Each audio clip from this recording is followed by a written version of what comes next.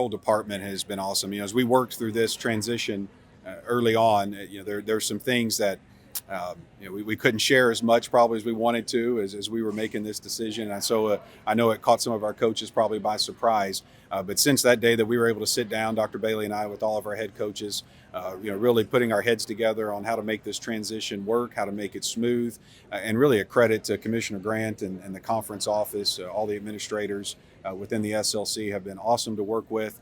We do have our first set of meetings under our belt. We had spring meetings back in May in San Antonio. That in itself was nice, right, to drive up to San Antonio for spring meetings.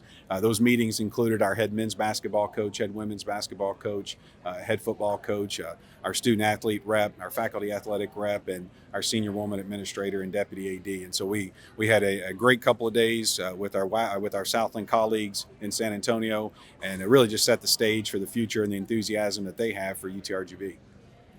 July 1st, obviously, is a big day for all conferences, but talking about the Southland move here, just what's this move? Like you said, it's a new chapter for UTRGV athletics. Just how does that kind of set that up moving forward toward the future, whether it's recruitment or just keeping your athletes here at the same time? Just kind of walk me through all that. Yeah, it's again, all those things touch the student athlete, right? And so you start with the demographic of our student athletes. Over 50% are from the state of Texas. And that's one thing that we've messaged to them, is that so many of their families now will get to watch them play and compete, whether it's here in the Valley or it's other places throughout the state or even Louisiana. You talk about the travel, being able to reduce our conference travel tremendously is going to have a huge impact on their well-being. They're going to be able to stay at home more. They're going to be able to be in class more, be able to train, rehab. And I think ultimately we'll get a healthier and a more competitive student athlete.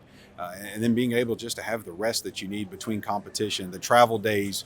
If you look at our soccers and our volleyballs and our basketballs, you're playing a Thursday, Saturday, or a Friday, Sunday rhythm. Now that travel day is very minimal, right? It's just a few hours until you get to the next institutions you're going to compete against, whereas previously those days were spent flying. And so there's very little time to prep, to rehab, and get ready for the next opponent. So all of those things makes a lot of sense, and it's really going to benefit our student athletes.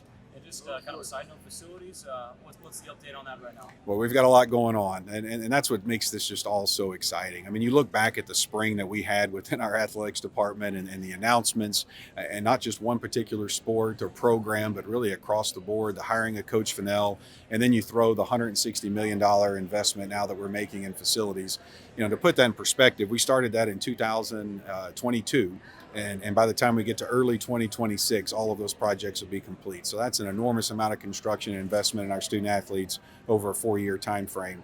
Right now, we've got a few things that you should start seeing come online. Our practice gym is probably 5 weeks away right here in the field house for our volleyball and basketball programs. We poured more of the foundation at the VPC last week. You should start seeing steel beams erect out there here in the next couple of days. You see the atrium here at the field house and the work and the progress that's being made. We're probably about 11 months away from completion on that project. So there's a whole lot going on. And then you talk about Vacker Stadium and you talk about the renovations. Here in the next few weeks, we'll be announcing more and sharing more specifics on what's going to transpire over the next 12 months. But we've got about $30 million in an investment that we're going to make between now and kickoff in 2025. My last question, UTRGV football, Sul Ross State. Can you confirm that as the first official opponent of UTRGV football as well? Yeah, maybe the worst kept secret in the Valley, right? No, yeah, that is our opponent. We're going to kick off against Sul Ross on August 30th, 2025 at night at Vacker Stadium. So excited about that opponent. And we'll have more information coming with the rest of our schedule. Obviously, we'll play a full Southland Conference schedule that first year, giving us 8 conference games, 4 at home, 4 on the road. So we're getting close. It's hard to believe we're 420 or so days away. And it's also hard to believe that Coach Bush has been our head football coach for 500 and something days. But still a lot of work left to do, but certainly excited for August 30th.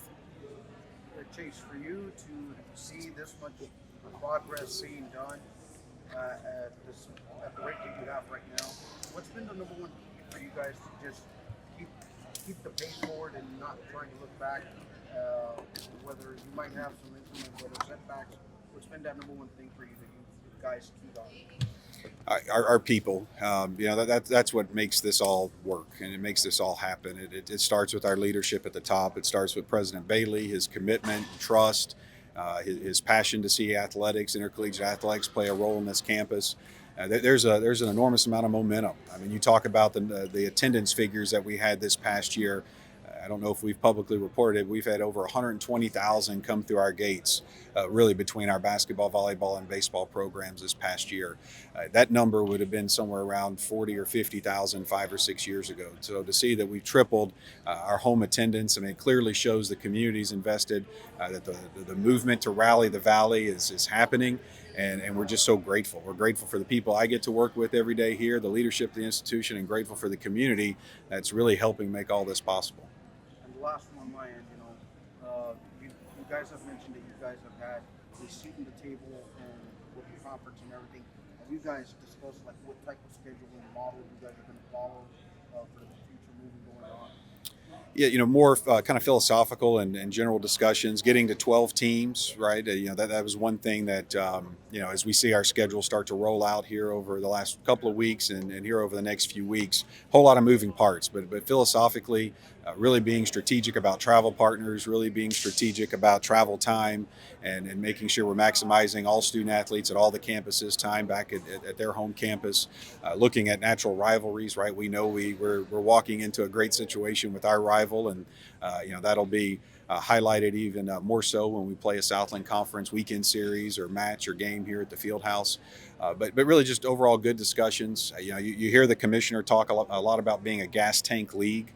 I think you're going to hear that more and more from the Southland, and I think that's something to be proud of. In a day in college athletics where we're seeing things that sometimes don't make sense, I think today's celebration, more so than just the announcement, the celebration really indicates that this makes a whole lot of sense, and that UTRGV and the athletics department, I feel like we got it right, and that's a credit to Commissioner Grant and his vision and philosophy for the league. Chasse, if I'm not mistaken, I believe not all sports are going to be participating in the Southland Conference, right? Correct. What sports are not going to be? I believe it was soccer. Yes, yeah. So great news for our men's soccer program and women's swimming and diving, and so grateful and appreciative to the ADs and presidents of the Western Athletic Conference. We will continue as a member, an affiliate member, in both of those programs, and so a seamless and smooth transition for men's soccer. We had already been issued our conference schedule, and so that remains the same for this fall as we'll continue WAC play. And then with women's swimming and diving, and again, a credit to the community and the city of FAR and the partnerships that it took to be able to host the WAC championships in swim and dive the last 2 years. I think that really played into some added value for UTRGV to be a part of that swimming conference. And so as Coach Graham gets started this fall, we'll compete in the WAC championships come February of 2025. So very appreciative and grateful that both of those programs have a home in addition to the 16 that'll compete in the Southland. And how do you think the transition to Southland will be helping you returning to football? Yeah, no, it makes a lot of sense for football as well. You look at the footprint there. There's 10 football playing schools. The natural rivalries that we can have in Houston and San Antonio and the DFW area, and of course in Nacogdoches and East Texas, plus the Louisiana opponents.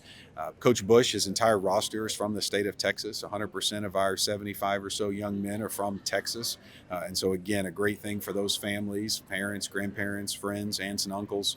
And I know Coach Bush is, you'll hear from him later, he's just fired up about this move. He's a Southland guy. He knows the league well. And I think it's going to be a great fit for our program, and also give us some great communities for our fans to travel to. Our fans are going to get to see some great college towns, but in return, being in this geographical footprint that we're in, we're going to see an economic impact. From visiting teams come in with their fans and parents and band, et cetera. And so it's a two-way street, and overall just a great fit for football. I'm curious to know too, just with Stephen F. Austin obviously making the move to Southland too, a little bit later than y'all did. Were there discussions with their AD about your guys' transition to it, or it kind of, just kind of walk me through just that transition of Stephen F. Austin also joining the Southland with y'all? Yeah, I go back to this was truly a self-reflection of what was best for UTRGV. We really kept our discussions very internal, very much between us and the Southland Conference. You obviously can recognize what's going on in the landscape, and just a couple of weeks after we made our announcement, Grand Canyon University and Seattle University announced that they were leaving the WAC and going to the West Coast Conference in 2 seasons. And so since our announcement in March, there's a whole lot that has just made a lot of sense that this decision was the right one for us. But going back to your question, no, this was something that we kept very internal and very close. Wanted to make sure that we took our time to make the right decision. Certainly happy to have our friends in Nacogdoches join us. It's a great conference opponent. It's a great institution. It's a UT system institution. And so I know they're celebrating today in Nacogdoches as well. Last absolute one. On the football facility side, it's kind of like that first order of business for that football, or for the football scene, it's kind of like that first order of business. I know you guys have been gutting it out, doing a lot of renovations to that. What's kind of like priority 1A that takes center stage for football at this point? Yeah, you'll see us kind of work from field out, right? And so addressing the field and putting down a new surface is something that will happen here in the next couple of weeks. You may not see the new surface put down for several months, but that work will begin later in July. We've talked about it before, retrofitting existing square footage, but really creating good home and visitor football locker rooms. That's going to be one of the phases that we'll attack here in the next few months. Kind of a reimagining and construction of the press box. We really need to make sure that I got ample space for visiting and home coaches and radio and TV. And so that's another piece of it. And then we want to look at expansion opportunities. And so you've got some great potential and space down in that south end zone. And so exploring what that can look like as well. But hopefully here in the next several weeks, we'll be able to really produce some beautiful renderings that'll make sense of it all and really be able to give some specifics on what people can expect when they walk into Vacker Stadium August 30th, 2025.